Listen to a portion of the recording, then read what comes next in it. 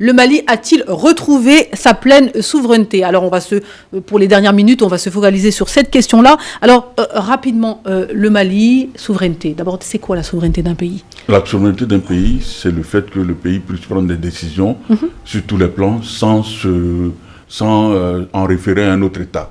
Un État souverain, c'est un État qui est responsable, qui prend ses décisions sans s'en référer à un autre État. Parce que dans ce cas, ça devient carrément de la colonisation. Un pays souverain, c'est un État libre. Voilà. Ben justement, c'est-à-dire qu'un État souverain est un État qui décide de son propre chef. C'est un État qui effectivement ne prend pas les injonctions venant de l'extérieur. C'est un État qui décide d'abord pour son peuple et qui essaie un peu de garder un peu l'intégrité territoriale de son pays. Et pour le cas de l'Afrique, par exemple, moi, je parle de la souveraineté. C'est lorsque il y a 4 éléments qui sont à vérifier. Le premier, c'est par exemple lorsque sur votre sol, vous n'avez plus la présence des bases militaires étrangères.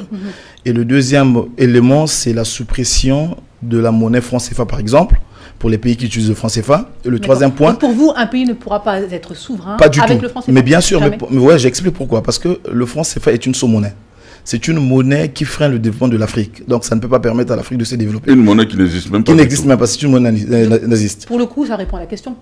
Le Mali n'est pas un pays en pleine souveraineté. Non, j'en viens, puisque je l'ai même dit dans mes propos pendant l'introduction, c'est que j'ai même parlé, j'ai dit, actuellement on peut parler de la totale souveraineté du Mali. Ça, il faut être honnête, mais on peut parler déjà à 70%. Pourquoi? Parce qu'on voit très bien, par rapport aux éléments que je venais de faire mention, j'ai parlé de le départ des bases militaires sur le sol du pays, le Mali vient de faire. Et lorsqu'on parle de la suppression monétaire, le Mali n'en est pas encore là. Et donc, on voit très bien que le Mali dépend encore de cette monnaie-là.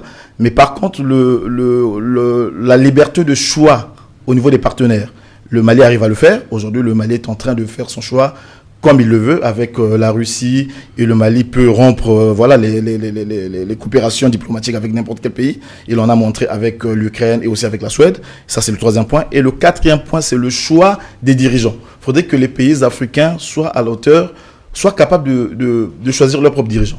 Donc la souveraineté d'un pays, de manière succincte, c'est que premièrement, lorsque le pays n'a plus sur son sol les bases militaires étrangères. Deuxièmement, c'est lorsque le pays n'utilise plus une monnaie étrangère, comme c'est le cas par exemple des pays de la CEDEAO qui utilisent encore le franc CFA. Voilà, qui utilisent le franc CFA. Et le troisième élément, c'est lorsque vous avez la liberté de choisir vos propres partenaires. Et le quatrième élément pour moi, c'est lorsque vous êtes aussi capable de choisir vos dirigeants au lieu qu'on vous impose les dirigeants. Comme donc vous l'avez dit, le Mali est à 70%. Donc oui, de sa souveraineté, ouais. On va et revenir. Les 30% tout simplement parce que le Mali utilise encore le franc CFA. D'accord.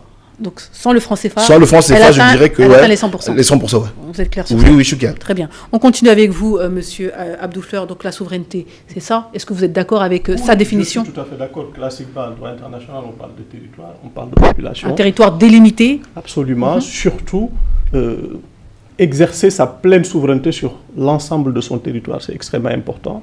Et c'est à ce niveau où je salue l'initiative du gouvernement sénégalais d'aller apporter son soutien à un pays frère, à un pays ami.